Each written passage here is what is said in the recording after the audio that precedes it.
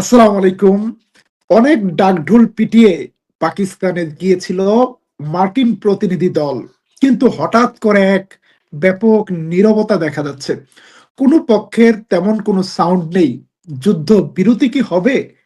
যুদ্ধ বিরতি কি এক্সটেন্ড করবে? যুদ্ধ বন্ধ করার জন্য কি শান্তি চুক্তি হবে? নাকি আরেকটা যুদ্ধ? নাকি ব্যাপক বর্ষণের আগে যেই ধরনের স্থবিরতা দেখা যায় সেইরকম একটা পরিস্থিতি। পুরো পরিস্থিতিটি ঘোলাটে। হঠাৎ করে ডিগবাজি দিয়েছে মার্কিন প্রেসিডেন্ট ডোনাল্ড ট্রাম্প। কিন্তু ট্রাম্পের কোনো চাপে, কোনো প্রলোভনে বরফ গলছে না ইরানের। ইরান দাঁড়িয়ে আছে কুহে কাফের পর্বতের মতো অটল, অবিচল। ইরান বলছে আমেরিকা যদি মনে করে ইরানকে চাপ দিয়ে নিঃশর্ত আত্মসমর্পণ করাবে, ইরানি জাতি কারো কাছে মাথা নত করে না, কারো কাছে মাথা নত করবে না। প্রিয় দর্শক, আপনারা দেখছেন তুরস্ক থেকে প্রচারিত তুর্কিয়েপিডিয়া নিউজ। ইরান আমেরিকা যুদ্ধবিরতি আলোচনা, মধ্যপ্রাচ্যের সবশেষ পরিস্থিতি, নর্থ আফ্রিকা থেকে তুরস্ক পর্যন্ত বড় বড় 5টি ঘটনা আজকে আপডেট জানাবো। কে কোথা থেকে আমাদের লাইভে যুক্ত হয়েছেন কমেন্টে জানাতে পারেন। সৌদি আরব থেকে বোরহান উদ্দিন আছেন, মালয়েশিয়া থেকে মুখলিসুর রহমান, ঢাকা থেকে দেখছেন ওমর ফারুক, সুদূর বদরগঞ্জ থেকে দেখছেন সাইয়েদুল মুরসালিন। আপনাদের সবাইকে স্বাগত জানাচ্ছি তুর্কিপিডিয়ার নিয়মিত নিউজ লাইভে। এই মুহূর্তে মার্কিন প্রেসিডেন্ট ডোনাল্ড ট্রাম্প যুদ্ধবিরতির আলোচনার জন্য তাদের প্রতিনিধি দলকে ইসলামাবাদে পাঠানোর ঘোষণা দিলেও এখন পর্যন্ত গড়িমসি চলছে এবং সেখানে মার্কিন ভাইস প্রেসিডেন্ট জেডি ভেন্সের উপস্থিতির কোনো খবর আমরা এখন পর্যন্ত নিশ্চিত করতে পারিনি।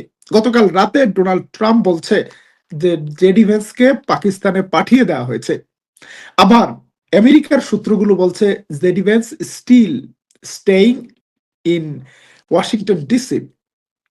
জেডি ভেন্স ওয়াশিংটন ডিসি ছেড়ে যায়নি। আপনি ডোনাল্ড ট্রাম্পের কোন কথাটা বিশ্বাস করবেন আর কোন কথাটা বিশ্বাস করবেন না, সেটা একটা বড় প্রশ্ন। ডোনাল্ড ট্রাম্প বলছে Washington post, new York Times এর মতো রিনাউন্ড প্রফেশনাল নিউজ পেপার গুলো নাকি দিন রাত ডোনাল্ড ট্রাম্পের বিরুদ্ধে ফেক নিউজ ছড়ায়। আমেরিকান পত্রিকা আমেরিকান প্রেসিডেন্টের বিরুদ্ধে সারাদিন নাকি মিথ্যাচার করে। এখন মার্কিন প্রেসিডেন্ট নিজে কি অসত্য কথা বলে? ডোনাল্ড ট্রাম্প যদি 100টা কথা বলে, তার মধ্যে কয়টা কথা মিথ্যা মনে করেন?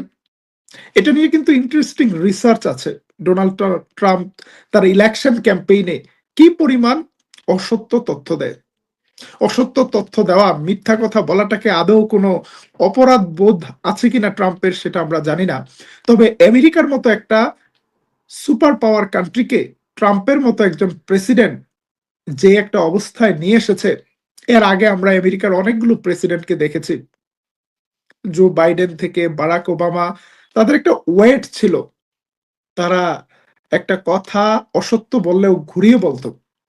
কিন্তু ডোনাল্ড ট্রাম্পের সকাল বিকাল, এমনকি একটা পোস্টের সামনে পরে 5 সেকেন্ড আগে পরে ব্যাপক ব্যবধান দেখা যাচ্ছে। নিউ ইয়র্ক সিটি থেকে আমাদের একজন দর্শক যুক্ত হয়েছেন। প্রিয় দর্শক, আমরা আজকের লাইভে ঝটপট 5টি সংবাদ দেব, তারপর একটু আলোচনা করব যদি আমেরিকা ইরানের সাথে যুদ্ধ করে তাহলে মার্কিন অর্থনীতির কি ক্ষতি, যদি আমেরিকা ইরানের সাথে একটা সমঝোতায় যায় তাহলে মার্কিন ইকোনমির কি লাভ, মার্কিন নাগরিকরা কিভাবে উপকৃত হবে। আজকের সবচেয়ে বড় সংবাদ হলো ইরানের পক্ষ থেকে এখন পর্যন্ত ইসলামাবাদে কোনো প্রতিনিধি দল পাঠানো হয়নি এবং ইরানের প্রধান আলোচক, যিনি ইরানের স্পিকার মোহাম্মদ গালিবাফ, তিনি বলেছেন country will not negotiate under shadow of threat। এই পর্যায়ে এসে ইরানের প্রতি বড় ধরনের থ্রেট দিচ্ছে ট্রাম্প। ট্রাম্প বলছে আমি একটি প্রস্তাব দিয়েছি, আমার প্রস্তাব ফেয়ার এনাফ, ইরানকে এই প্রস্তাব পুরোপুরি মানতে হবে, নতুবা ইরানের বিরুদ্ধে আবার হামলা শুরু হয়ে যাবে। গালিবাফ এখানে 3টি বিষয়কে উল্লেখ করেছেন। তিনি বলছেন যে আমাদের সাথে যখন একটা নেগোসিয়েশনে এসেছে আমেরিকা, আসার চেষ্টা করছে, তখন আমেরিকা একদিক থেকে থ্রেট দিচ্ছে, একদিক থেকে ব্লকেট দিয়ে রেখেছে আমাদেরকে, আবার আমাদের উপর হামলা করছে, আমাদের কার্গো জাহাজে অ্যাটাক করেছে। আমেরিকা যদি মনে করে যে তার প্রতিপক্ষকে সে আত্মসমর্পণ করাবে, ইরানের জাতি সেরকম কোনো জাতি নয় যে চাপের মুখে, হুমকির মুখে, আক্রমণের মুখে আত্মসমর্পণ করবে। ডোনাল্ড ট্রাম্প যে একটা হাইপ তুলতে চাচ্ছে যে ইরান তার সকল অধিকার ত্যাগ করে আমেরিকার কাছে নিঃশর্ত আত্মসমর্পণ করবে, nothing will be happen like that. Donald Trump বোকার স্বর্গে বাস করছে।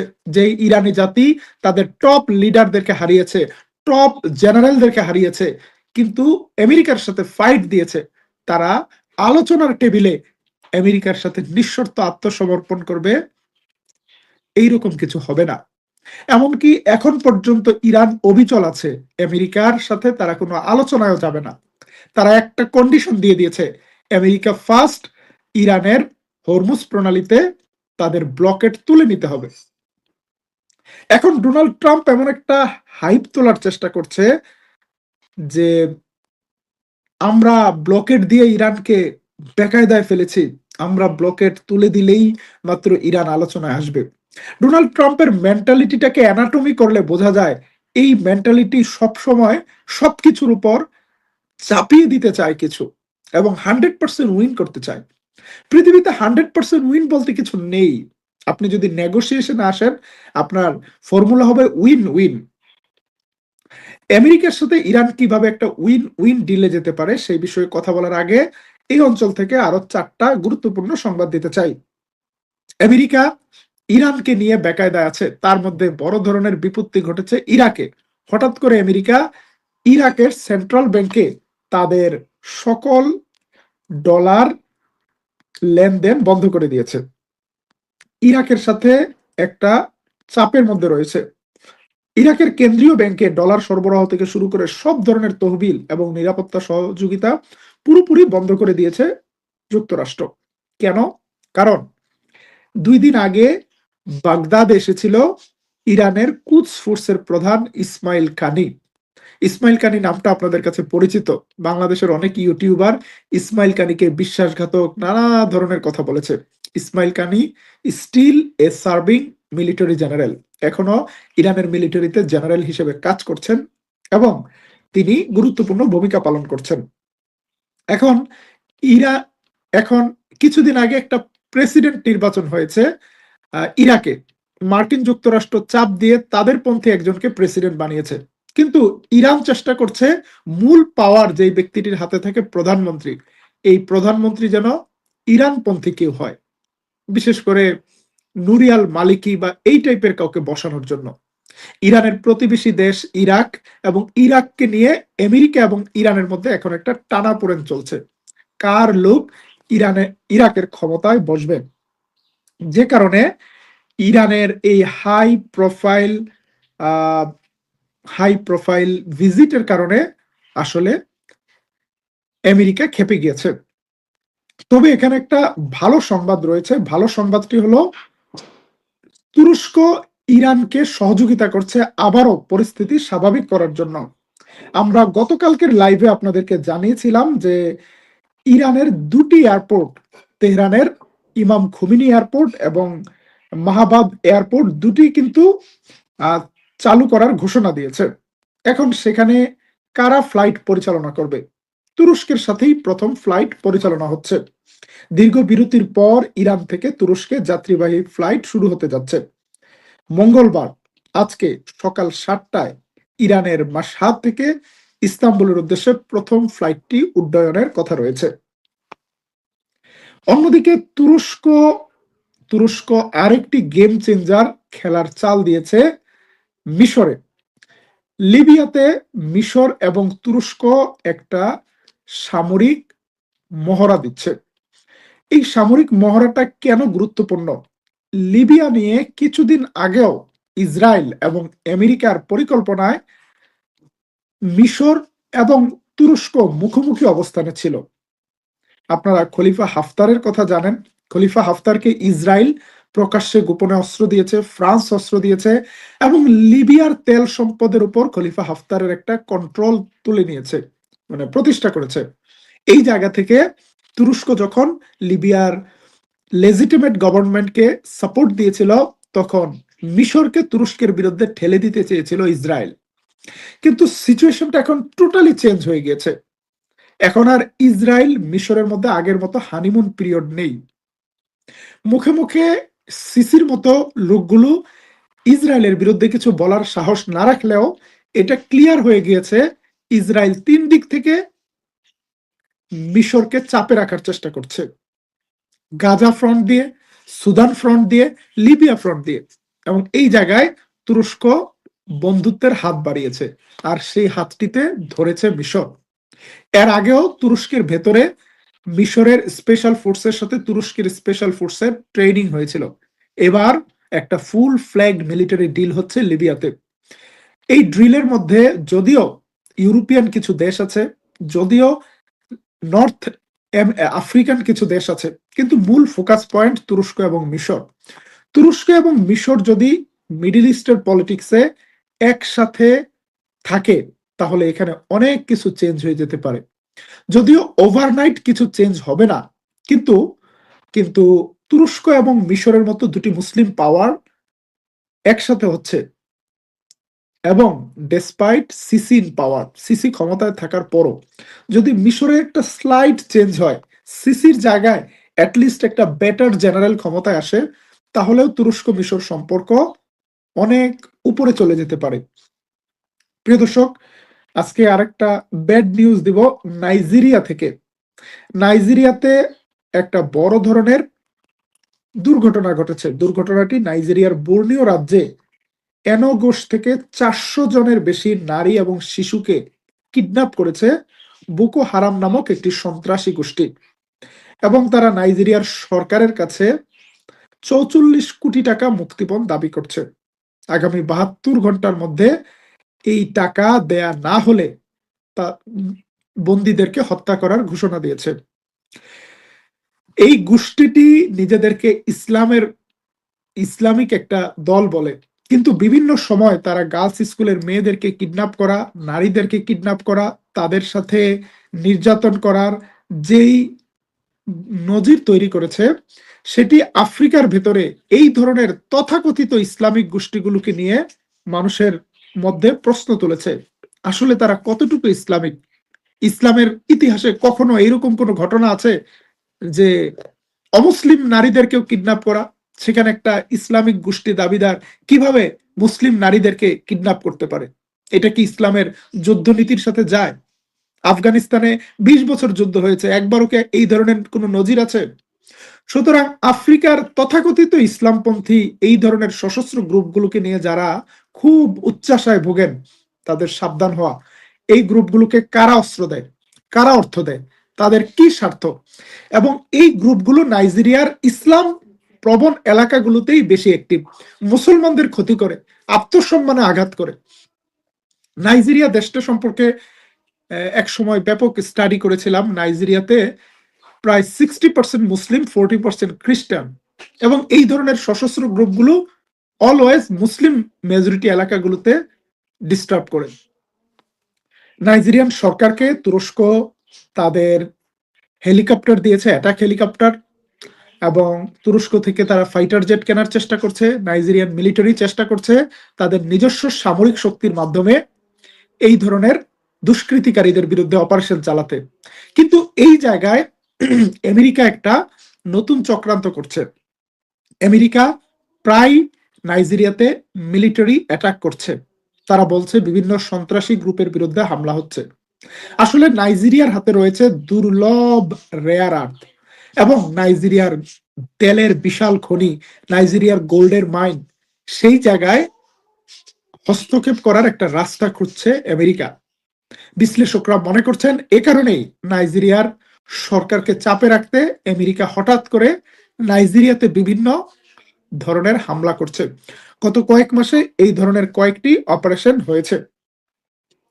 তুরস্ক এই জায়গায় নাইজেরিয়া, মালি, চাঁদ সহ এই অঞ্চলের দেশগুলোর সামরিক বাহিনীকে শক্তিশালী করার একটা উদ্যোগ নিয়েছে।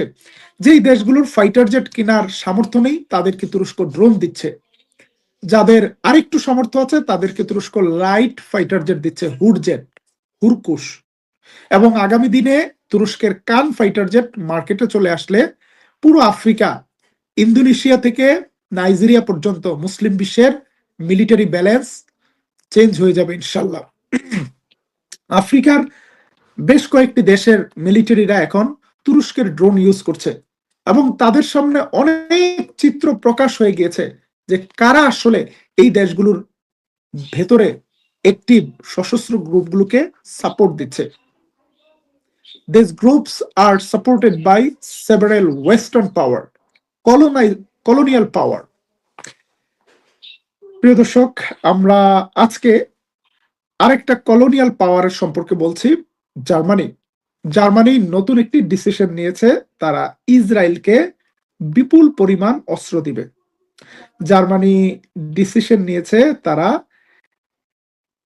ইসরায়েলকে কয়েকশো মিলিয়ন ডলারের অস্ত্র দিবে এবং এই ডিসিশনের বিষয়টিকে তারা খুব সুন্দর সুন্দর সফট ওয়ার্ড দিয়ে মানুষকে বিভ্রান্ত করছে যে এই অস্ত্রগুলো ভারী অস্ত্র নয়, হালকা অস্ত্র। ভাই, হালকা অস্ত্র দিয়ে কি মানুষ হত্যা করা যায় না? রিভলভার দিয়ে কি মানুষ হত্যা করা যায় না?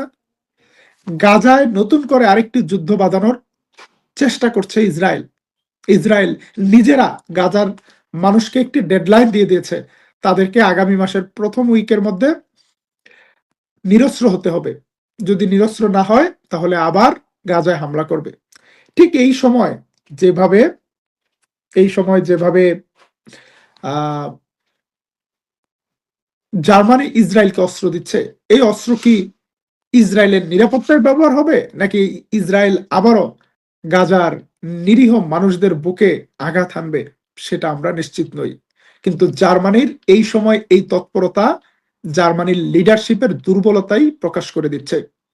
তারা হয়তো ডোনাল্ড ট্রাম্পের মতো, অ্যাপেস্টিন কেসের মতো কোনো একটা বিষয়ে ব্ল্যাকমেইল হয়ে থাকতে পারে, নতুবা কেন একটা দেশ নিঃশর্তভাবে মিলিয়ন মিলিয়ন ডলার, শত মিলিয়ন ডলারের অস্ত্র দিবে আরেকটা দেশকে? পৃথিবীতে প্রতিটা দেশ টাকা দিয়ে অস্ত্র কিনে, কিন্তু ইসরায়েল একটি দেশ, তারা কখনো জার্মানি থেকে, কখনো ফ্রান্স থেকে, আর সবসময় আমেরিকা থেকে এইভাবে অস্ত্র আদায় করে। আমাদের কাছে একটি ব্রেকিং সংবাদ এসেছে। সংবাদটি হলো আগামীকাল বুধবার ইসলামাবাদে মার্কিন প্রতিনিধি দলের সাথে বৈঠকে বসছে ইরানি প্রতিনিধি দল। সুপ্রিম লিডার মুস্তফা খামেনি এই আলোচনার সবুজ সংকেত দিয়েছে বলে দাবি করেছে ইসরায়েল ঘনিষ্ঠ একটি পত্রিকা এক্সিওস নিউজ। এবং সেই আলোচনায় মার্কিন প্রতিনিধি দলের নেতৃত্বে থাকছেন ভাইস প্রেসিডেন্ট জেডি ভ্যান্স, সঙ্গে আছেন জারেড কুশনার, বিশেষ দূত স্টিভ উইটকফ।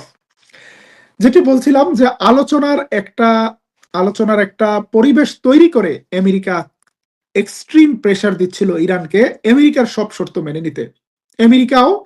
ইরানও তার পাল্টা জবাব দিয়েছে যে তারা আমেরিকার সব দাবি মেনে নেবে না, তারা তাদের নিজেদের অধিকার প্রতিষ্ঠা করবে।